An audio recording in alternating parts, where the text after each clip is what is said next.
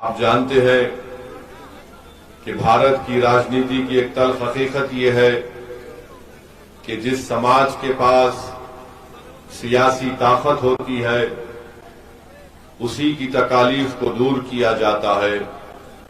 जिस समाज उसका नेता होता है उसकी मुश्किलों को दूर किया जाता है, उसका विकास किया होता है। जिस समाज के पास सिर्फ वोट की ताकत होती है और उसके पास नेता नहीं होता तो उस समाज को कोई पलट कर पूछता भी नहीं है। जो समाज अगर ये समझता है कि मैं सिर्फ वोट डालने वाला हूं और मेरा काम सिर्फ वोट डालना है, तो याद रखिए आपके वोट डालने से आपकी मुश्किलात हल नहीं होती हैं। मैं राजस्थान के मुसलमान से ही नहीं बल्कि पूरे भारत के मुसलमानों से अपील कर रहा हूं कि आप सिर्फ वोट डालने वाले बन चुके हैं, आप वोट लेने वाले नहीं बने हैं। आपके दिमागों में इस बात को डाल दिया गया कि आपको सिर्फ वोट डालना है और वोट आप नहीं ले सकते हैं। आज हम अपने वतन अजीज के आजादी के 75 साल के अमृत उत्सव को मना रहे हैं। हम देख रहे हैं कि पार्लियामेंट के 16 या 17 इलेक्शन हो चुके हैं, मगर आज आप बताइए भारत की पार्लियामेंट में अगर 22 या 23 मुसलमान जीत कर आते हैं, जो हमारे मुसलमानों की आबादी के तनासुब के लिहाज से सिर्फ 4 और 5% के दरमियान में। और मैं बड़ी जिम्मेदारी के साथ आपसे कह रहा हूं कि भारत में जितने समाज हैं, जितनी बरादरियां हैं, शेड्यूल कास्ट और शेड्यूल ट्राइब को छोड़कर, चाहे वो आला जात के हों या ओबीसी के हों, वो तमाम के तमाम बिरादरों की नुमाइंदगी भारत की पार्लियामेंट में या तो उनकी आबादी से बढ़कर मिलेगी या कम से कम उनकी आबादी तक उनके अराकीन पार्लियामेंट या मेंबर ऑफ पार्लियामेंट आपको मिल जाएंगे। आखिर क्या वजह है कि भारत की पार्लियामेंट में मुसलमान जीत कर क्यों नहीं आते? आखिर वजह है, कभी आपने सोचा? आपको यह कह दिया गया कि जब इलेक्शन आता है तो सेकुलरिज्म के नाम पर वोट देना चाहिए आपको। और मैं जो बात कहने जा रहा हूं बहुत से लोगों को तकलीफ होगी, मगर मुसलमान कौम के जिम्मेदारान भी इलेक्शन के वक्त मस्जिदों से ऐलान कर देती है कि सेकुलरिज्म के नाम पर वोट दो। मुसलमान कौम के बड़े बड़े लोग ये ऐलान कर देते हैं कि सेकुलरिज्म की बका के लिए वोट दो। मुसलमान कौम को कहा जाता है कि ये चुनाव तुम्हारी जिंदगी और मौत का इलेक्शन है। बताओ मेरे अजीज दोस्तों और बुजुर्गों, भारत का कौन सा ऐसा चुनाव है जो हमारे लिए जिंदगी और मौत का नहीं बना? चुनाव के बाद जब हम मर जाते हैं तो कोई आकर पूछता नहीं है। चुनाव के बाद जब हमको पुलिस थाने ले जाकर मार मार कर हमारी कस्टोडियल डेथ हो जाती है तो कोई पूछने वाला नहीं।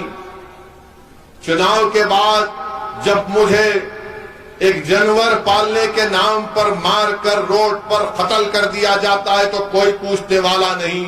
मगर जब चुनाव आ जाते हैं जिंदगी और मौत का मामला बन जाता है। मैं राजस्थान की आवाम से, राजस्थान की जनता से कह रहा हूं, आपको ओवैसी पसंद नहीं होगा, पसंद मत करिए। मैं आपके पसंद का मोहताज कभी नहीं रहूंगा, मगर मैं जो सच्चाई को बयान कर रहा हूं वो तुमको इस पर सोचकर बताना पड़ेगा कि हमारे वोट से, मुसलमानों के वोट से तुमको तख्त और ताज मिला। बताओ अशोक गहलोत, बताओ सचिन पायलट, बताओ कांग्रेस का बाजा बजाने वाले मुनाफिकीन जो मुझ पर इल्जाम लगाते हैं, बताओ कौन जिम्मेदार है इसका? चुनाव आएगा तो तुम यही खड़े होकर टोंक में कहोगे कि ओवैसी को वोट मत दो, वोट काटता है। अरे जो बच्चों को बर्बाद कर रहे हैं उसका जिम्मेदार ये सरकार नहीं है तो कौन है? मैं हूं। और जब चुनाव आएगा तो बोलेंगे ये ओवैसी आया है, भड़काऊ भाषण भाषण देता है। अरे मैं भड़काऊ भाषण देने का इल्जाम तुम मुझ पर इसलिए लगाते हो क्योंकि मैं तुमको आईना दिखाता हूं, तुम्हारी बर्बादी की दास्तान गरीबों में बयान करता हूं। चुनाव आएगा तो बोलेंगे भाजपा को हराना है, मोदी को हराना है। ओवैसी के बातों में मत आओ। ओवैसी तुमको जज्बाती तकरीर करके तुम्हारे दिलों में जहर पैदा कर देगा। अरे अगर सच्चाई को बयान करना जहर है तो मैं जहर पूरे भारत में फैलाऊंगा। तुमने किया है, तुमने हमारे बच्चों की जिंदगी में जहर घोल दिया है, तुमने हमारे मासूम बच्चों को बर्बाद किया है। सत्ता में तुम हो, मैं नहीं हूं। इख्तिदार पर तुम हो, मैं नहीं हूं। मुख्यमंत्री तुम हो, मैं नहीं हूं। वजीर तुम हो, मैं नहीं हूं। प्रधानमंत्री तुम हो, मैं नहीं हूं। मेरा हाल तुमने ये करके रख दिया है। राजस्थान में आपकी तादाद ज्यादा है मगर आपके पास सियासी ताकत नहीं है, आपके पास नेता नहीं है, आप मुत्तहिद नहीं है, आप खानों में बटे हुए हैं। तो इसीलिए यहां की सरकार कहती है कि इनको कैसा भी करो, ये फिर फिराकर हमको ही वोट डालेंगे। एक कांग्रेस के नेता ने मुझसे कहा था कि ओवैसी तुम सारे भारत में फिरते हो मगर मुसलमान तो हमको ही वोट डालेगा, तुम्हारी सभाओं में आएगा, खुश होगा मगर फिर फिरा के हमको वोट डालेगा। मैंने कहा कि जब मैंने शुरू काम किया है तो इंशाअल्लाह ताला शायद अगर मेरी जिंदगी में ना हो तो मेरी मौत के बाद तुम्हारा ऑफिस खाली रहेगा, वीरानी की निशान बन जाएगा इंशाअल्लाह ताला।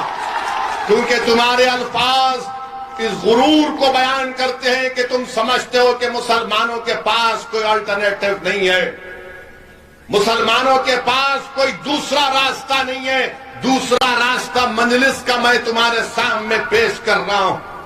मजलिस के सिर्फ 7 MLA, अगर यहां पर तुम्हारे मजलिस के 7 MLA जीत जाएंगे तो मैं वादा कर रहा हूं इंशाअल्लाह ताला 5 साल में कम से कम 20,000 मुसलमान बच्चे और बच्चियां गवर्नमेंट के स्कूलों में पढ़ेंगे, तालीम याफ्ता बनेंगे और देश को, राजस्थान को मजबूत करेंगे। आपने मेरे अजीज दोस्तों और बुजुर्गों, इसीलिए हम आपसे कह रहे हैं कि मजलिस को मजबूत करिए। मजलिस इत्तेहादुल मुस्लिमीन आपकी जमात है। अगर आप मजलिस को मजबूत नहीं करेंगे तो याद रखिए आपका इसी तरह एक्सप्लॉयटेशन होगा, इसी तरह आपका इस्तेसाल किया जाएगा। इस इस्तेसाल से बचिए। यकीनन बीजेपी को हराना, कौन नहीं चाहता कि बीजेपी को हराइए यकीनन बीजेपी को, हम भी साथ हैं। क्या तेलंगाना में 2014 का पार्लियामेंट इलेक्शन, 2019-18 का असेंबली और का इलेक्शन हुआ, क्या हमने बीजेपी को वहां पर नहीं रोका? कैसे रोका हमने तेलंगाना में बीजेपी को? 2014 के असेंबली के इलेक्शन में रोका, विधानसभा के 2018 में रोका और इंशाअल्लाह 2023 में भी रोकेंगे। मगर रोकते कैसा हमें सुनो आप, कैसा रोकते? पूरे भारत में मुसलमान मर जाता है बीजेपी को रोकने के लिए, तो हम तेलंगाना में हम मरते नहीं, हम जिंदा रहते हैं। जिंदा रहकर बीजेपी को रोकते और अपने आप को ताकत देते। 7 MLA जीतते हैं और फिर बीजेपी को रोकते भी हैं। मगर यहां पर क्या होता है कि नहीं प्यारे, तुम मिट जाओ, मर जाओ, घर बर्बाद कर लो मगर बीजेपी को रोको, क्योंकि तुम्हारी खबरों के ऊपर हम इख्तिदार का महल तामीर करेंगे। यही तो हो रहा है ना। हमारे ख्वाबों को चुकनाचूर करके कांग्रेस अपने इख्तिदार का महल तामीर करती है। हमारे बच्चों के मुस्तकबिल को बर्बाद करके इख्तिदार पर आते हैं।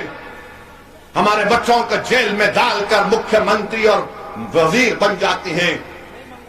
मुस्लिम इलाकों को पसमानदा रखकर अपने इख्तिदार की महलों को चमकाया जाता है। मेरे अजीज दोस्तों और बुजुर्गों, मेरे गयूर नौजवानों, मेरी जबान से निकलने वाले अल्फाज अगर आपको कड़वी लग रहे हैं तो मुझे माफ करना। मैं लच्छेदार गुफ्तगू करने का आदी नहीं हूं।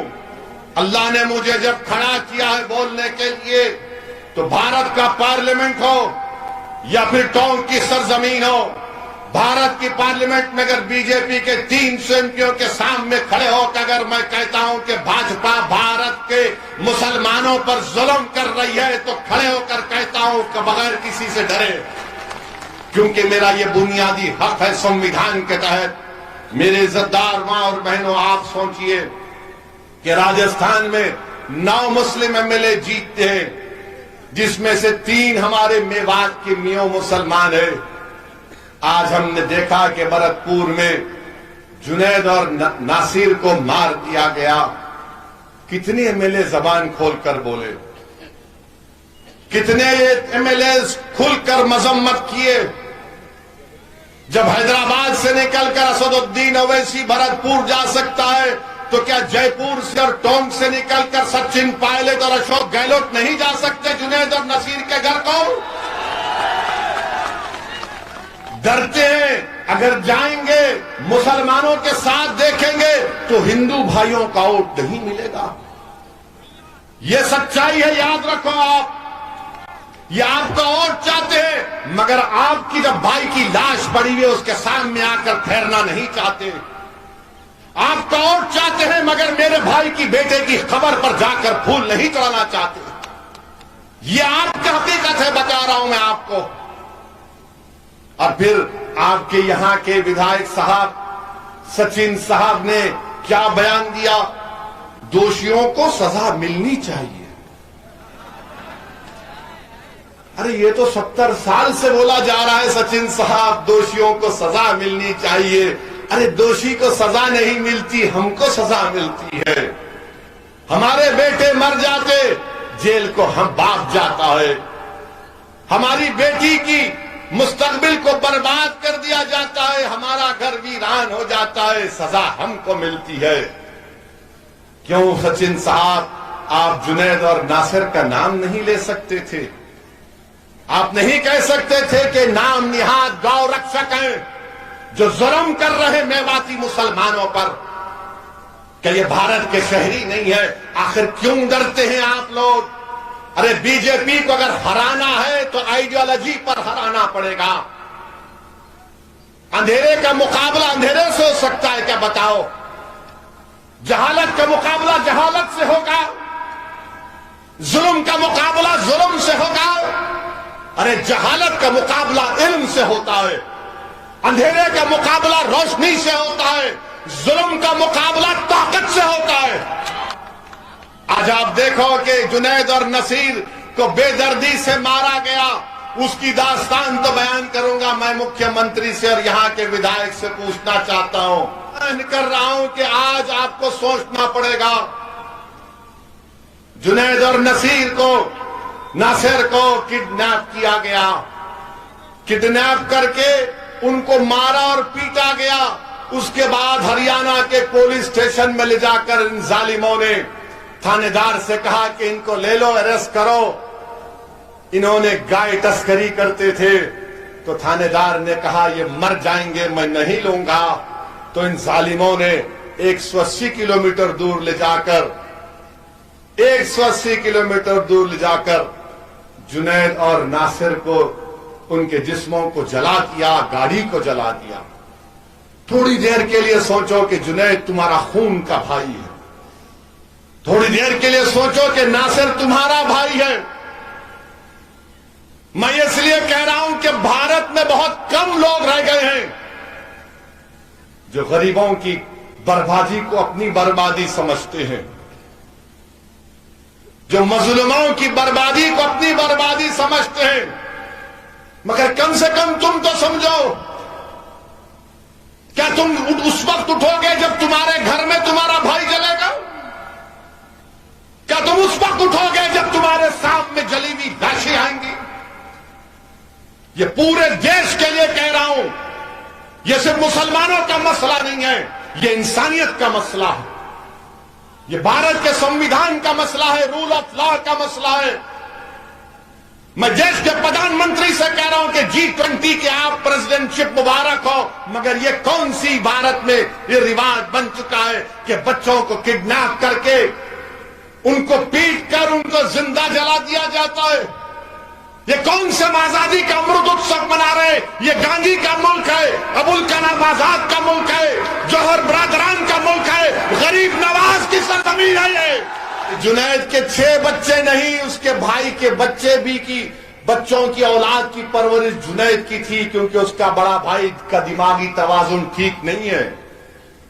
जुनैद अपने बच्चों के साथ अपने भाई के बच्चों को भी पालता था। आज एक घर में एक आदमी के मौत से, उसको जिंदा जलाने से 13 बच्चे यतीम हो गए। 13 बच्चे यतीम हो गए। अरे अगर ये गांधी का मुल्क है, गौतम बुद्ध का मुल्क है, महावीर का मुल्क है, सुल्तान हिंद गरीब नवाज का मुल्क है, तो फिर कहां गई इंसानियत? ये कौन है ये शयातीन जो इंसानियत को खत्म करना चाहती है? मेरे अजीज दोस्तों और बुजुर्गों, आज आप देखते हैं क्या राजस्थान के मुख्यमंत्री ने ऐलान किया कि हम जुनैद और नासिर को 15-15 लाख देंगे।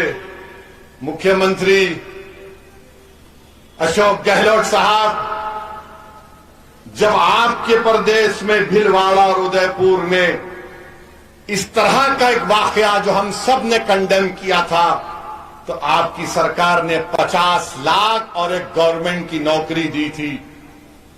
यहां पर भरतपुर में अगर होता है तो क्यों नहीं दे रहे हैं आप? आप तफरका कर रहे हैं, आप डिस्क्रिमिनेशन कर रहे हैं। कांग्रेस की सरकार तअस्सुबियत का मुजाहरा कर रही है। मरने वाला तो मर गया, मगर मजहब के नाम पर 50 और 15 लाख कैसे होते हैं, बताओ मुझे। बोलो जो कांग्रेस की तारीफ करते हैं, सदियों से कर रहे, खानदान का कर रहे, बताओ ये कौन सा इंसाफ है? क्या जुनैद और नासिर की जिंदगी, उनकी जिंदगी कम थी क्या? बल्कि मेरा तो मानना यह है कि इंसान की जान की कोई कीमत नहीं हो सकती। इंसान के जान की कोई कीमत नहीं हो सकती। किसी मां से पूछो, किसी बाप से पूछो, किसी भाई से पूछो, किसी बेटे से पूछो, किसी बेटी से पूछो कि बताओ तुम्हारे बाप और बेटे और भाई की जान की कीमत क्या है, तो बोलेगा कि तो सारी दुनिया रख ले, मुझे इसकी जान दे दे। मगर आज हम देख रहे हैं कि 15 लाख का ऐलान किया जाता है। मेरे अजीज दोस्तों और बुजुर्गों, इससे बढ़कर और क्या हो सकता है? मैं आपसे कह रहा था, गुज्जरों के जो बहुत बड़े लीडर गुजरे, किरोड़ी सिंह बैंसला साहब, मैं उनको सलाम करता हूं। मगर आप बताओ, आज आप 10% हैं। उन्होंने गुज्जरों को रिजर्वेशन दिला दिया। उनके एक हुक्म पर, उनके एक फैसले पर लाखों गुज्जर निकलकर ट्रेन की पटरियों के पास आकर बैठ जाते, हाईवे पर बैठ जाते। और आपका हाल यह है कि चुनाव आता है तो हमको पुकार कर कहा जाता है, ए जिंदगी और मौत का मामला है। हमारा मामला यह है कि अगर पुलिस एक लट जमीन पर मारती है तो पूरे के पूरे भाग, सन्नाटा हो जाता है। और ये किरोड़ी सिंह बैंसला ने गुज्जरों को इतनी ताकत दी कि निकल कर आओ और बैठ गए। तो क्यों नहीं राजस्थान के 10% मुसलमानों को रिजर्वेशन मिलता है? क्यों नहीं दिया जाता, बताओ आप? क्यों नहीं देते अशोक गहलोत? दोनों रिजर्वेशन आपने एक PIL हाई कोर्ट में जवाब में सरकार ने कहा कि राजस्थान में 52% आबादी OBC की है, तो मजलिस कांग्रेस के अशोक गहलोत से इस बात का डिमांड करती है कि 52% अगर रिजर्वेशन है, उसको बढ़ाओ आप, बढ़ाओ उसको आप, और बढ़ाकर उसको 50% का ब्रिज क्रॉस कर सकते आप, ब्रिज करो उसको। मगर 10% मुस्लिम OBC को दो, 10% मुसलमान OBC को दो। हम चाहते हैं कि हमको भी हिस्सा मिले, हम चाहते हैं कि हमारा बेटा भी DM बने, हम चाहते हैं कि हमारा बेटा भी IPS ऑफिसर बने, हम चाहते हैं कि हमारी बेटियां डॉक्टर बने, हम चाहते हैं कि हमारे बच्चे पुलिस में आए। मगर रिजर्वेशन के बगैर कैसे आएंगे? ये कौन सा इंसाफ है, बताओ आप, कि मुसलमानों को, राजस्थान के OBC मुसलमानों को रिजर्वेशन नहीं दिया जाता। आपको मालूम कि राजस्थान में 38% मुस्लिम नौजवान, जिसमें बच्ची और बच्चियां हैं, वो उनके पास नौकरी नहीं है, तालीम नहीं हासिल कर रहे, ना ट्रेनिंग। 38%। अच्छा, आपको मालूम कि बीजेपी और कांग्रेस ने गौ रक्षा पर कितने पैसे खर्चा किए, गौशालाओं पर और गौ रक्षा पर। इन दोनों सरकारों ने, इन दोनों ने 1511 करोड़ रुपए खर्चा किए, 1511 करोड़। और यहां पर हमारे मुसलमान बच्चों को स्कूल नहीं मिलता है, स्कूल नहीं मिलता है। और इतना खर्चा करने के बावजूद भी जुनैद और नासिर की मौत हो जाती। मेरे अजीज दोस्तों और बुजुर्गों, ये आपको उठना है। और हम भारत के प्रधानमंत्री के बारे में बोले बगैर अपना भाषण खत्म नहीं कर सकते। मित्रों के बारे में तो बोलना ही पड़ेगा।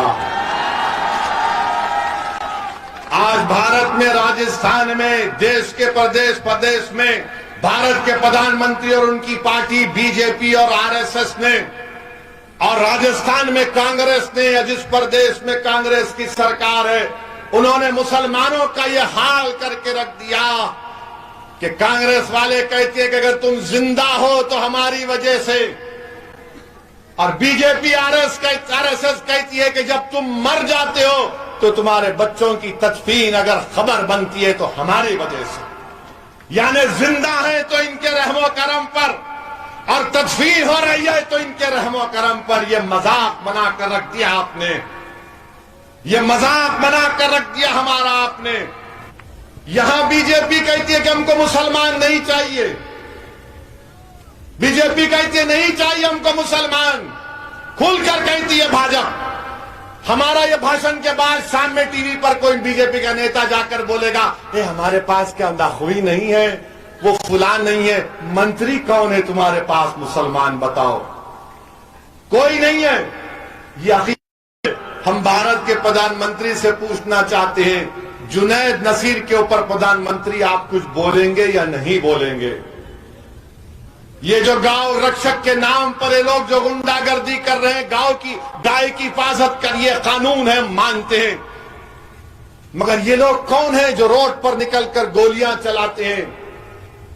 वारिस को मार दिया गया, फेसबुक पे लाइव टेलीकास्ट किया जाता है, वारिस के मुंह से खून निकल रहा है, प्रधानमंत्री वारिस मर जाता है। वारिस के परिवार कहते हैं कि वारिस को मारा इन जालिमों ने।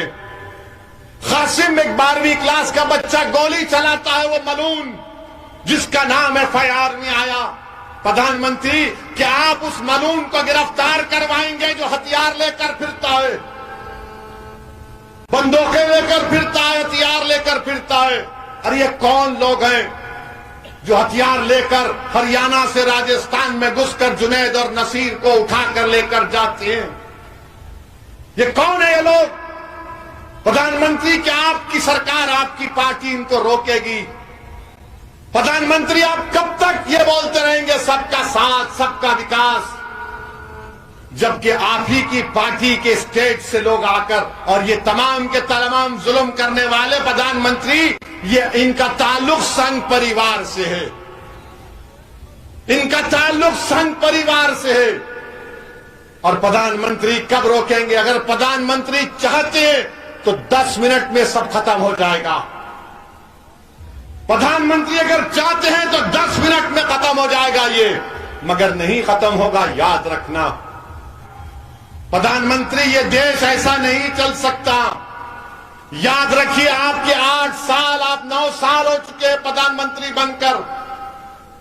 इखलाक, पीलू खान, रगबर, जुनैद, नसीर, ये कितने वाकयात होंगे कि हमारे खून की अहमियत नहीं है? प्रधानमंत्री, अगर हमारा जुर्म मुसलमान है तो कौन सा जुर्म है ये बताओ कि हमारे बच्चों को ले जाकर जिंदा जला दिया जाता है, हमारे घर में बच्चों को यतीम कर दिया जाता है? प्रधानमंत्री, आप क्या मुंह नहीं खोलेंगे? आप तो कहते हैं कि एक मोदी सब पर भारी, तो मोदी जी इन गौरक्षक पर अब भारी होंगे या नहीं होंगे, हमको बता दो आप। पार्लियामेंट में छाता मार के बोलते प्रधानमंत्री ऐसा, मगर प्रधानमंत्री चीन का नाम नहीं लेते। और ये गौरक्षक नहीं है, ये गाय के नाम पर जुल्म करने वाले लोग हैं। हमारे हिंदू भाइयों के लिए गाय एक मुबारक चीज है, हम उनके अकीदे को सलाम करते हैं, उनकी इज्जत करते हैं, उनके रिलीजियस बिलीफ की, मगर प्रधानमंत्री इनको रोकेंगे नहीं। क्या मोदी इन जालिमों पर भारी पड़ेगा या नहीं पड़ेगा? बता दो प्रधानमंत्री, आपको बोलना पड़ेगा, रोकना पड़ेगा इन जालिमों को। हमारी बेटियां बेवा हो रही हैं, हमारे बच्चे यतीम हो रहे हैं, और हम आरएसएस से पूछना चाह रहे हैं, उनके भगवत से, जो बड़ा हर थोड़े थोड़े दिन को एक उल्टा सीधा, कभी झूठ कभी सच का बयान दे देते हैं। अरे क्यों बात करेंगे आरएसएस से लोग? जो लोग बात कर रहे हैं आरएसएस से, आओ जुनैद और नसीर के घर को देखो। तुम मुझ पर तनकीद करते हो कि ओवैसी ये बोलता है, मैं सच्चाई को बयान कर रहा हूं। मेरे अजीज दोस्तों और बुजुर्गों, यही चंद गुजारिशात मुझे आप तक रखना था। हम भारत के प्रधानमंत्री को फिर से कह रहे हैं कि ये जो लोग हैं, ये जालिम लोग हैं।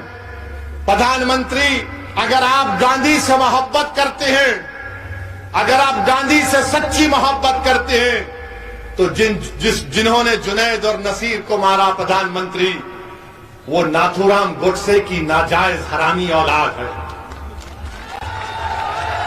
प्रधानमंत्री, अगर आप गांधी से मोहब्बत करते हैं तो नाथूराम गोडसे की औलाद को रोको, इनको जेल में डालो। प्रधानमंत्री,